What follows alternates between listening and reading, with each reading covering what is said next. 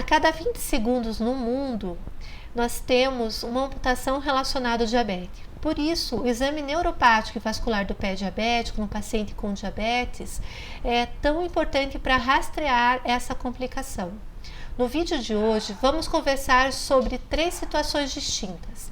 A primeira, não tenho ferida nos pés e tenho diabetes. Como vou fazer esse rastreamento? Na segunda situação, eu já tenho uma ferida nos pés. Como eu posso prevenir uma amputação? A situação 3, suspeitar de infecção na ferida. Como que eu, como médico, posso quais são os sinais de alertas que me levam a iniciar antibiótico terapia? Alguns conceitos são importantes. O pé diabético ele é definido como uma infecção, ulceração e ou destruição de tecidos moles associadas às alterações neurológicas e doença arterial periférica nos membros inferiores. 28% deles resultam em amputação. Apenas 2/3 das úlceras de pé diabéticos vão cicatrizar. E é importante nós termos noção que quando a gente está avaliando uma ferida, 20% dessas feridas vão ter osteomielite, que é um dos principais fatores relacionados à amputação. Então, o cuidado adequado com os pés, o bom controle da glicose e a educação sobre o que é o diabetes, cuidados necessários, podem prevenir até 85% das amputações de membros inferiores em pessoas com pé diabético.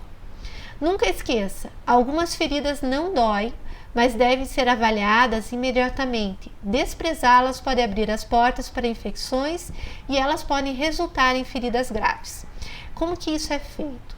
O exame dos pés anualmente deve ser feito e propagado nos consultórios e junto com isso o exame do pé diário na casa do paciente, através do autoexame e dos autocuidados com esse pé. São situações e fatores que evitam a progressão da doença e evitam a amputação.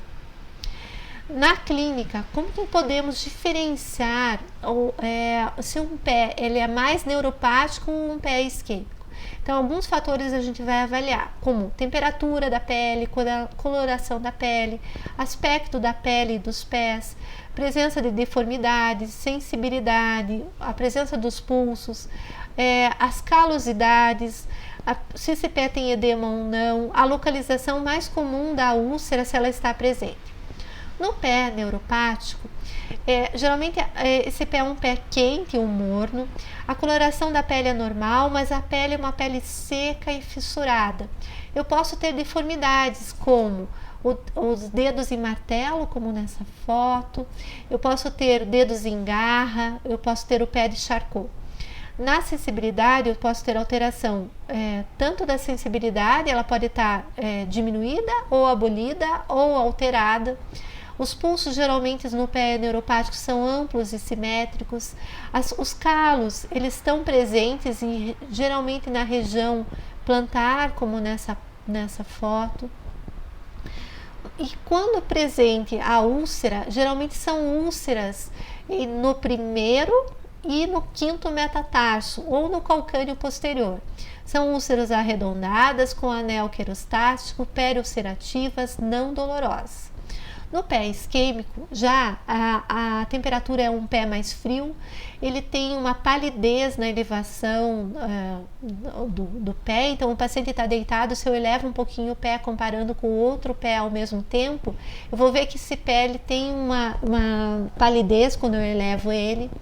E ao contrário, quando eu peço para esse paciente sentar, esse pé que estava pálido, ele fica cianótico no declive. A pele geralmente é fina, brilhante, eu não tenho quase deformidades nesse pé. A sensação de dor é uma dor que alivia quando ele fica com a perna pendente, porque melhora a circulação.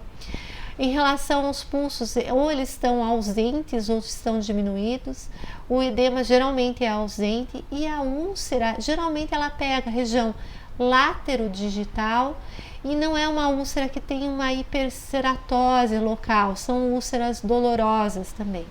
Isso ajuda o clínico no dia a dia do consultório. O que a gente precisa ter em mente?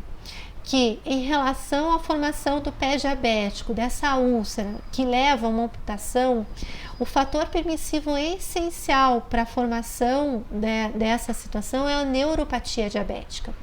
Ela vai promover alteração biomecânica nesse pé com deformidades, que junto com um trauma que geralmente é relacionado ao sapato, vai levar a a abertura dessa ulceração, que junto com infecção como fator complicador ou de uma doença arterial periférica como fator evolutivo, vão culminar com a formação do pé diabético com risco iminente de amputação.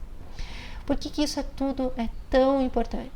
Que hoje a gente tem um conceito que a gente tem que rastrear nesses pacientes doença macrovascular. Mas a gente não pode esquecer que a neuropatia diabética, ela é uma complicação presente nessa população e que a gente precisa ficar bem atento, porque vai diminuir a qualidade de vida e vai culminar com uma amputação lá na frente. A neuropatia, ela faz a perda da sensibilidade. Isso leva a deformidades do pé. Então eu posso ter dedos em martelo, pé em garra, né? Então dedo em martelo, pé em garra, eu posso ter alterações de mobilidade articular, eu posso ter perda do arco plantar. Tudo isso faz uma deformidade com redução da mobilidade, fazendo alterações de pontos de pressão no pé. Quando altera essa pressão, vai formar o calo. O calo funciona como um corpo estranho dentro do sapato. Ele pode romper, ele vai fazer uma alteração da integridade da pele, abrindo a úlcera, que associado a uma doença arterial periférica e associado a uma infecção, vai culminar com a formação do pé diabético. Então, é importante o diagnóstico da neuropatia. Esse trabalho é antigo, de 2005, mas ele nos dá um alerta. Quando avaliado neuropatia severa no consultório do endocrinologista, 75% dos endócrinos faziam um diagnóstico. Entretanto, na neuropatia não severa, apenas 35% dos endocrinologistas faziam o diagnóstico. Isso significa que a cada 3 pacientes, um é diagnosticado. E por que isso acontece? Porque precisa ser feito o exame do pé. Não podemos, porque a gente sabe que cada erro que eu faço por não saber, 10 são feitos porque eu não vejo. Então é extremamente importante avaliar a presença da neuropatia no dia a dia do nosso consultório. Não dá para deixar passar. E por que isso acontece? Não existe na avaliação da neuropatia um exame tão bom como a gente tem para oftalmopatia. Para detectar alteração ocular, a gente vai fazer a dilatação da pupila com o exame de fundo de olho, vai avaliar a retina com a presença dos neovasos. Na doença renal, eu vou avaliar a presença da albuminúria, eu vou avaliar a microalbuminúria, eu vou avaliar a taxa de filtração glomerular através da dosagem da creatinina. Então, nesse rastreamento de doenças crônicas, eu consigo avaliar com métodos mais quantitativos, mais fáceis de replicação. Na neuropatia, para avaliar a neuropatia, eu preciso ter noção que a eletromiografia muitas vezes não me ajuda, porque a eletromiografia ela vai avaliar fibras grossas que vão estar mais alteradas no final da neuropatia diabética. Então eu vou estar dentro de escalas e score fazendo a avaliação do pé, através da avaliação da temperatura, vou ter que fazer a avaliação da dor, do monofilamento, para avaliação da pressão plantar, vou avaliar reflexo, vou avaliar vibração, vou avaliar a temperatura. Então, dentro desse conceito, que eu preciso ter um diagnóstico clínico, é importante a gente parar um pouquinho para olhar o que acontece na neuropatia diabética. Eu gosto muito desse slide, porque aqui a gente consegue entender as fases da neuropatia. Então, quando a gente avalia a neuropatia, a gente precisa ter a noção que nós temos diferentes tipos de fibras que transmitem os impulsos nervosos.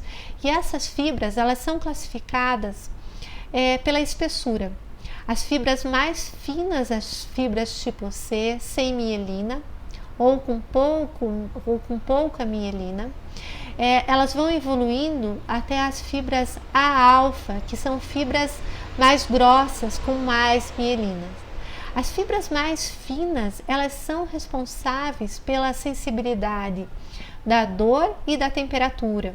Elas também estão relacionadas às fibras do sistema nervoso autonômico, com controle da frequência cardíaca, da sudorese. As fibras a alfa, beta e a gama, elas têm um pouco mais de mielina e elas são responsáveis pela sensibilidade profunda. Então é o trato fino e a vibração, a propriocepção.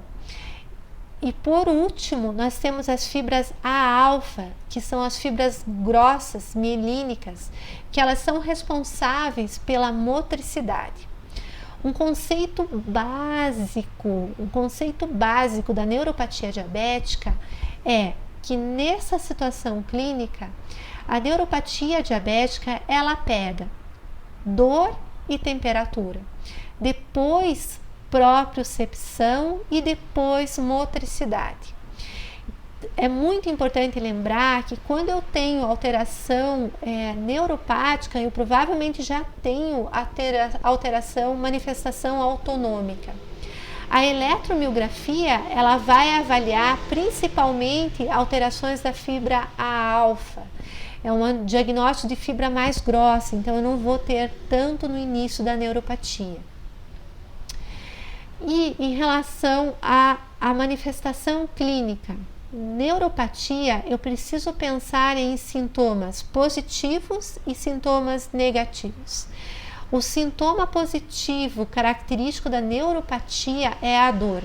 E essa dor pode ser manifestada como sensação lancinante, como se fosse um eletrochoque, sensação de queimação, com o pé pegando fogo, sensação como se estivesse sendo esfaqueado, sensação de congelamento, como se o pé estivesse no gelo.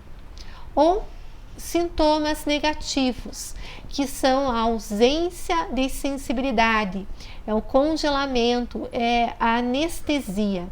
E ela tem uma característica, ela gosta de pegar extremidades, então ela faz a ausência de sintomas, anestesia em bota e em luva. Então é mais distal esse sinal de neuropatia.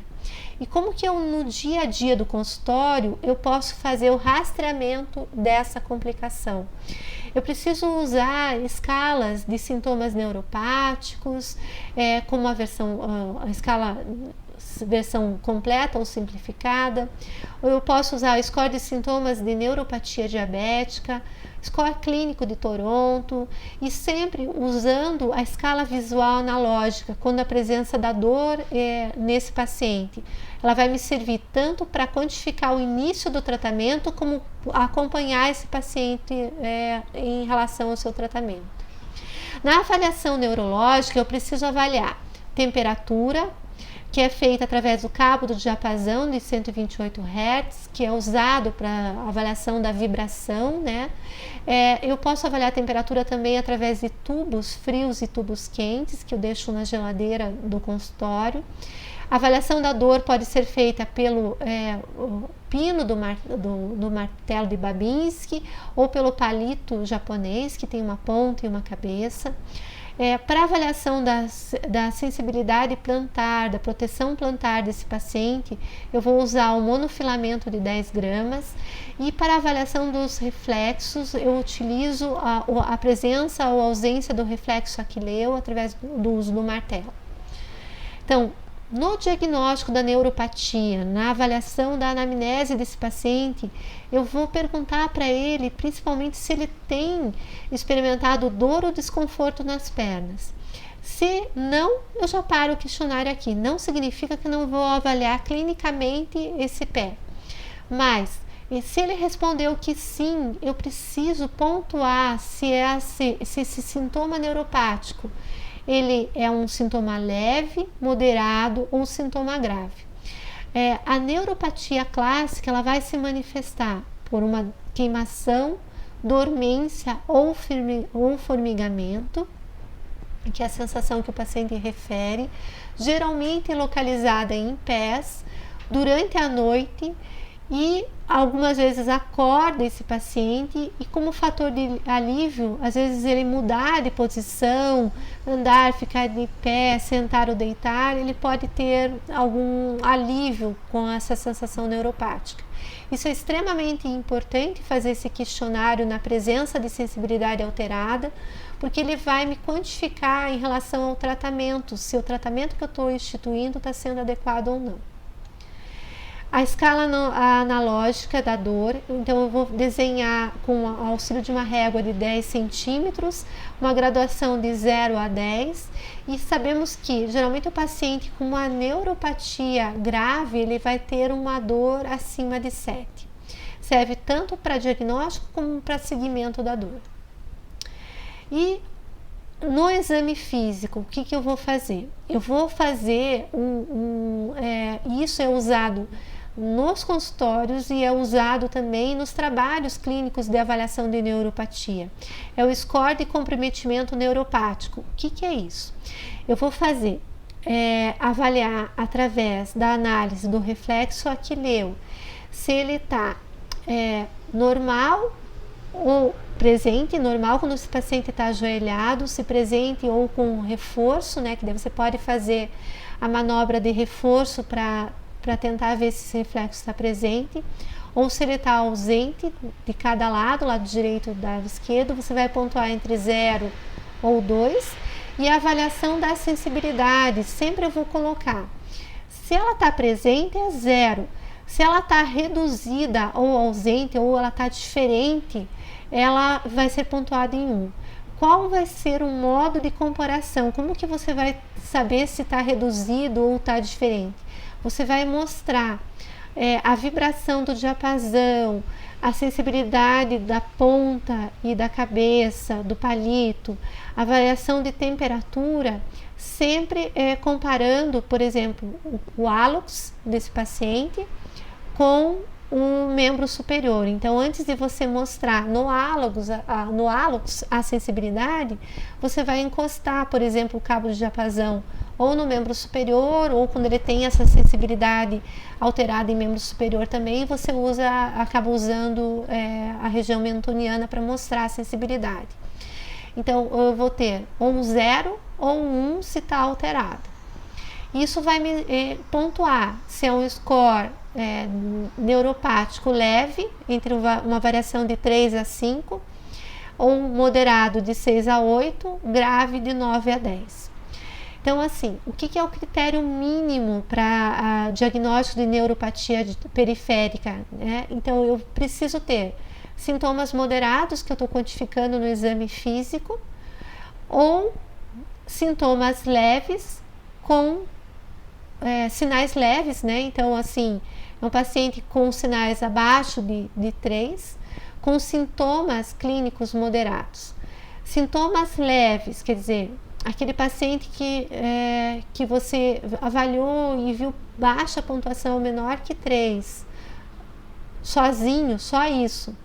Ou sintomas na escala de dor, que você está avaliando a presença da neuropatia, leves, não são considerados adequados para o diagnóstico da neuropatia periférica. Então, você fica com esse paciente ainda na dúvida se ele tem ou não tem neuropatia. Mas não significa que você não vai prevenir a questão de cuidados do pé. Você vai ensinar esse paciente a ter cuidados com o pé. Desde corte de unha, hidratação de pele, rastreamento de calos, rastreamento de sapatos se está apertado ou não. Então, o que a gente precisa ter noção? Que a neuropatia, para fazer o diagnóstico, eu preciso ter sinais e sintomas em nervo periférico, mas eu preciso excluir outras causas de neuropatia. E dentro dessas outras causas, tem que lembrar do HIV, da deficiência da vitamina B6 e da B12, do hipotireoidismo, do alcoolismo, da hanseníase e da porfiria. Quando que é feito esse rastreamento dos sintomas e sinais neuropáticos desse paciente? E vascular também. Eu preciso rastrear no diabetes tipo 1 a partir de 5 anos do diagnóstico e é feito um rastreamento anual. No tipo 2 e no pré-diabetes, a gente faz esse rastreamento da neuropatia no diagnóstico e depois segue anualmente esse paciente. Claro, se for um pé já de risco, você vai ter outra frequência de exame. A história clínica e o exame, eles são essenciais para o rastreamento anual. Então, é muito importante que quando você está avaliando um paciente com diabetes e ele conta para você que ele está sentindo alguma alteração em membros, você vai refazer esse exame. O monofilamento, ele é uma ferramenta útil para identificar pés em risco de ulceração. Ele não é para diagnóstico de neuropatia diabética. É um paciente que já tem neuropatia, em que você vai avaliar o risco desse pé sofrer uma ulceração. Por quê? Ele avalia a fibra mais grossa, mielinizada. Então, não significa que eu fazendo um monofilamento, eu posso não ver vibração, eu posso não ver temperatura e eu não posso ver dor. Eu preciso fazer todo o exame completo e nesse paciente a gente vai fazer a avaliação do monofilamento. Na avaliação neurológica com o monofilamento, eu preciso ter noção, primeiro, que ele avalia fibras mais grossas, que eu preciso testar esse monofilamento 3 vezes em cada ponto do pé. Pela Sociedade Brasileira de Diabetes, os pontos no pé que são preconizados seriam o primeiro, terceiro e quinto metatarsos e o hálux. Eu posso avaliar também o monofilamento em outras áreas, como o médio pé, calcâneo, dorso do pé. Mas, quando eu tenho 4 áreas plantares afetadas, me dão uma especificidade para ulceração em torno de 60%. Uma área alterada no monofilamento, 60%. 4 áreas em torno de 80%. Quanto tempo a gente deixa esse monofilamento fletido? Apenas 2 segundos. Então, é feito cada ponto é testado 3 vezes por 2 segundos em flexão. Eu preciso fletir esse monofilamento por 2 segundos para fazer o teste, para saber se tem sensibilidade ou não. Lembrando, mostra 2 segundos a flexão na mão do paciente e depois vai fazer o teste no pé. Então, resumindo, como que eu avalio a neuropatia diabética? Diferente da nefropatia, diferente da alteração de fundo de olho, da retinopatia, eu preciso estar atento que na avaliação da neuropatia, a eletromiografia não vai me ajudar. O que vai me ajudar é uma anamnese bem feita, um exame físico detalhado, e eu vou pedir exames complementares para fazer diagnóstico diferencial, quando eu estou pensando em uma outra doença fazendo neuropatia. Na avaliação, então, desse paciente, de forma anual ou de acordo com a alteração que ele vem apresentando na clínica, eu preciso estar atento para fazer, então, tanto o exame neuropático como o exame vascular. Se eu não tenho o Doppler manual para fazer a avaliação do ITB, que é aquela diferença de pressão entre tornozelo e braço, eu vou usar pelo menos a palpação, eu vou tentar palpar pulso pedioso, o pedioso, o tibial posterior nesse membro. Vou avaliar também pulso poplíteo, pulso inguinal. Para quê? Para a gente ter uma avaliação se esse membro tem algum risco de complicação. Na avaliação vascular, o ITB ele tem uma característica. Geralmente, um ITB normal é um valor entre 0,9 e 1,3, quando eu divido a pressão sistólica do tornozelo pela pressão sistólica do braço. Quando eu tenho valores abaixo de 0,9, eu já tenho uma alteração vascular que eu preciso quantificar melhor através de um Doppler arterial de membros inferiores. Eu preciso ficar atento a essa alteração. O ITB menor que 0,5, ele é sugestivo de sintomas. Então, é um paciente que geralmente tem claudicação. Então, você vai ficar de olho nessa questão da vascularização desse membro. O ITB alto, ao contrário, 1,4, ele geralmente está relacionado à calcificação do sistema arterial. Então, ele não me ajuda muito quando ele está muito alto. Mas a gente tem alguns sinais clássicos que falam a favor de uma isquemia crítica do membro. Então, a dor, que pode ser manifestada pela claudicação, então é aquele paciente que começa a caminhada, tem dor, e essa dor faz ele parar, e quando ele para, ele melhora a vascularização do membro e volta a caminhar, e daí tem dor novamente. Eu posso ter paralisia, parestesia, ausência de pulso, paralisia por frio e palidez. Então, sempre eu vou suspeitar de isquemia crítica no membro se eu tenho uma dor na perna em repouso, se eu tenho gangrena, feridas úlceras que não cicatrizam no pé, atrofia muscular, rubor pendente, palidez quando a perna é elevada, perda de pelos sobre o dorso do pé, unhas do hálocos espessadas, uma pele brilhante e descamativa. São sinais que falam a favor de alteração vascular e que você precisa ficar atento. E você já tem a ferida, né? Então, assim, se eu não conseguir fazer esse diagnóstico precoce, se por algum fator esse paciente abriu essa ferida, o que eu tenho que ficar de olho para reconhecer quando essa ferida está infectada? Uma infecção profunda, ela pode ter poucos sinais superficiais. Então, o clínico deve considerar essa possibilidade em um paciente com evidência de toxicidade sistêmica, se eu tenho uma inflamação distante da ferida da pele, se eu tenho uma infecção persistente, uma falta de cicatrização de feridas ou elevação de marcadores inflamatórios como VHS, proteína C reativa, apesar de aparentemente apropriada a terapia, né? Se eu tenho uma deteriorização da glicemia previamente controlada, se eu tenho uma dor em um pé indolor anterior, né? Então, se aquele pé que não tinha dor e começa, que ele não tinha sensibilidade, não tinha dor, não tinha nada, e de repente começa com dor, você tem que ficar atento se não está com uma infecção ali no local da ferida. E existe um método simples, que é aqueles termômetros de infravermelho, que a diferença de temperatura maior que 2 graus em regiões contralaterais dos pés diabéticos, ela foi proposta para indicar risco de ulceração no membro que estivesse com a temperatura mais alta.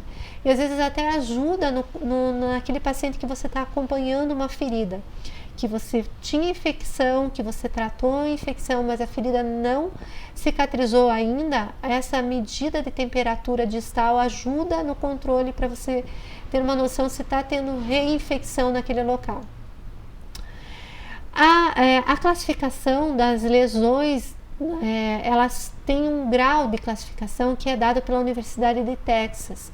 Em que a gente precisa ter noção, né? Então, assim, uma ferida, ela pode não ter infecção, que ela é considerada grau 0, né? Então, a lesão pré ou pós-úlcera completamente epitelizada, ela pode ser uma lesão com infecção, uma lesão isquêmica, uma infecção em isquemia. Então, a gente vai classificar sempre entre se ela é superficial, se ela é profunda, como que está o grau de exposição da articulação. Então, primeiro eu vejo a profundidade da ferida, né? Então, eu vou classificar em grau 0, 1, 2 ou 3, mas não significa que, por exemplo, uma ferida grau 3, que ela está com exposição de osso, articulação, ela pode estar no estádio A, quer dizer, ela está com ausência de infecção ou isquemia. A ferida, por exemplo, de grau 2, com exposição de tendão ou cápsula, se ela tiver com infecção, então ela é um grau 2B com infecção, ou com isquemia, é um grau 2 isquêmico, C, ou ela tem infecção e isquemia. Isso é usado para graduar e para acompanhar as feridas, porque às vezes você pega uma ferida bem feia, mas ela não está com infecção, ou ela, ao contrário, uma ferida boazinha, que é lesão pré ou pós-úlcera, e que você vai ver, ela evoluiu mal. Então, assim, você vai ter os graus de comprometimento tecidual e os fatores agravantes, infecção, isquemia ou infecção isquemia. Essa classificação ela é usada pelo Ministério da Saúde também e nos postos de saúde para acompanhar esse paciente, para indicar quem vai para internamento, quem não vai para internamento. Sapato especial, né, quando a gente precisa prescrever um sapato especial, que grau de ferida que tem, que tipo de ulceração que tá acontecendo. Sempre alertar, e um dado que a gente precisa ter muito cuidado, né? Quando você vai mexer numa ferida, além da questão da luva, que é importante a gente ter noção que em casa essas feridas elas ficam muito tempo abertas. E quando elas estão abertas, que você não tem epitelização desse fundo dessa ferida, que ela não está não totalmente fechada, mas que você não tem uma epitelização adequada, você tem que proteger essa ferida no banho.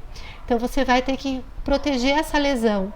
E o mais importante é pedir sempre para quem está fazendo o curativo manter a higienização das mãos, porque isso é importante tanto na assistência do paciente, porque senão a gente acaba multiplicando micro-organismos nessa ferida. Então eu preciso proteger uma ferida aberta do banho, lavar ela separada, então eu vou fazer contenção dessa ferida para esse paciente tomar banho, mas quem estiver fazendo curativo, quando vai começar esse curativo, ele tem que lavar adequadamente a mão, que isso ajuda no controle da flora dessas lesões, né? E ali, fiz a ferida, ou achei um pé em garra, achei um dedo em martelo, o que eu preciso como clínico ficar atento? Eu preciso saber se esse sapato desse paciente está adequado ou não. O sapato adequado, de modo grosseiro, ele precisa respeitar o formato dos pés. E ele tem que ser de um tecido confortável, que se ajuste tanto na largura como no tamanho dos pés. Podem ver aqui que esse sapato está apertado, ele vai fazer uma pressão tanto da alteração plantar, como ele está fazendo calo, ele está mudando a pressão plantar por causa do dedo em garra. Então, se eu uso um sapato de couro apertado, eu não estou respeitando o formato. Então, é muito importante a gente avaliar no exame clínico desse paciente com diabetes que sapato que ele está usando. Então, tem que ter esse adequamento ao pé, não pode usar sapatos pontiagudos que apertem o pé, tem que ser sapatos mais quadrados, altos na frente, com um tecido mais... O tênis é o ideal, quando você já tem uma alteração de estrutura. Você vai adequar palmilhas também, então existe a confecção de palmilhas para tratar essas alterações de biomecânica. Algumas vezes precisam confeccionar sapatos especiais para acomodar melhor esse pé, para evitar a formação do calo e evitar a ulceração. O paciente com neuropatia, ele não pode andar descalço. Ele tem que evitar o uso de sandálias abertas na presença de neuropatia, porque ele não sente adequadamente esse pé. E esse chinelo, ele pode promover uma abertura de uma ferida. Então, eu vou deixar para vocês, junto com um vídeo, alguns materiais para estudo. Desde a cartilha que foi lançada para cuidados com os pés em pessoas com diabetes durante a pandemia, como também materiais de avaliação do manual do pé diabético, como faz esse exame neurológico. Bom estudo!